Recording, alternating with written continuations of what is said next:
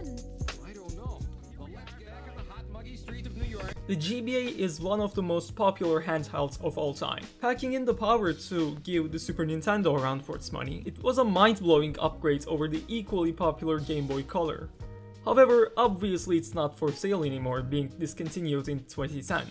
So the only way of getting the original cartridges is to browse the second-hand market, which can be very tedious, and of course you're going to see lots of games being revered as very rare and sought after.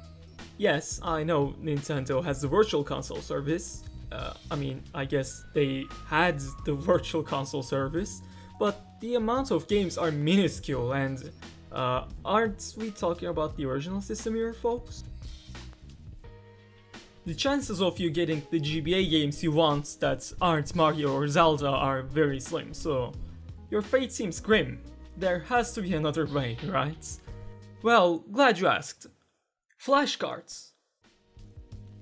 There are tons and tons of them, especially for the portable systems. These cartridges allow you to copy the ROMs of the games you want into an SD card and play them on their original hardware. One of these cartridges for the GBA is the EZFlash Reform. The EZFlash Reform comes with two separate cases, one for the original GBA and one for the DS. It's basically a standard GBA cartridge with a microSD card slot.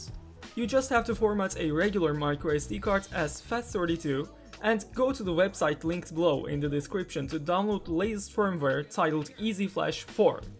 After that, extract the file into the root of your SD card, then insert it into the EZFlash Reform, power it on, and press and hold the R button until the update completes.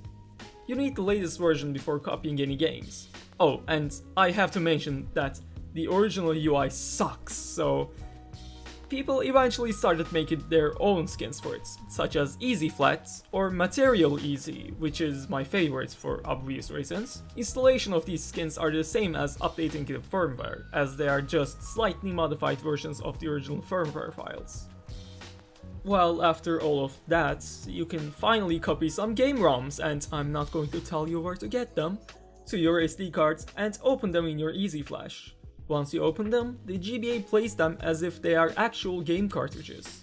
When you save your game, the save files go to the battery-powered SRAM in the cartridge, and are backed up to the SD card upon the next boot up.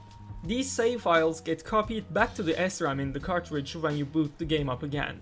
When you're in a game, you can press L, up and B to go back to the main menu, L, R and start to initiate sleep mode in any game, and start and select to wake the game up.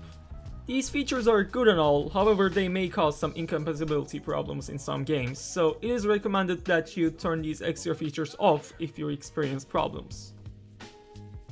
And if you have a DS, don't worry, it works flawlessly with it.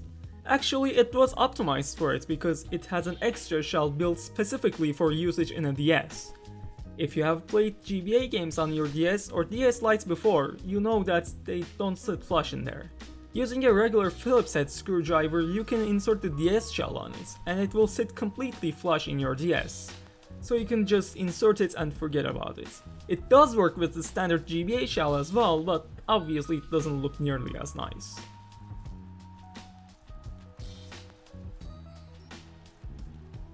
Having the ability to play ROMs on your GBA unlocks so many games that aren't available on cartridge form, such as Homebrew games, fan translations, and hacks. Here are some of these ROMs that I would recommend you to try.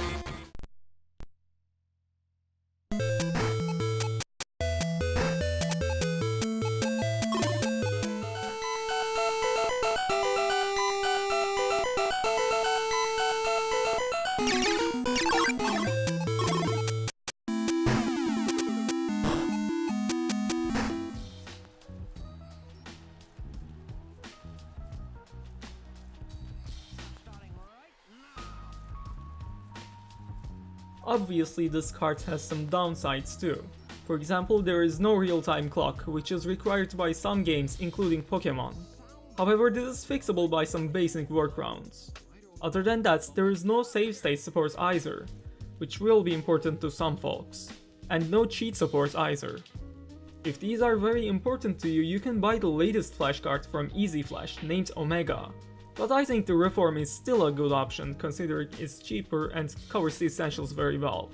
There's also an older alternative called EZFlash 4, which is the exact same product as the Reform but has no extra shell for the DS, and the included battery is soldered in and hard to swap out for a new one. Of course, not all games are going to work, but the compatibility rate is still excellent, and it gets a solid recommendation from me. By the way, you still have to own the games you want to play in this card, either physically or from the virtual console. Do not pirate games, it's illegal, and don't curse in online games, don't download MP3s, and don't share your Netflix password with your friends. What?